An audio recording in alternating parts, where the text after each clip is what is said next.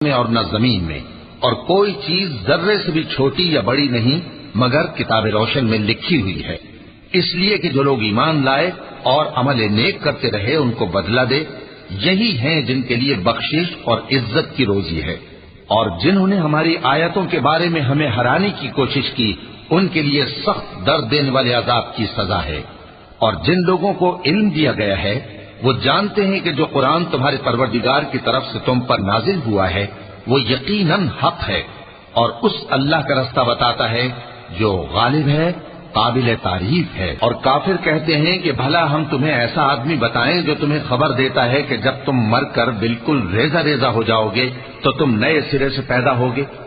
یا تو اس نے اللہ پر جھوٹ باندھ لیا ہے یا اسے جنون ہے۔ بات یہ ہے کہ جو لوگ آخرت پر ایمان نہیں رکھتے وہ آفت اور پرلے درجے کی گمراہی میں پڑے ہیں۔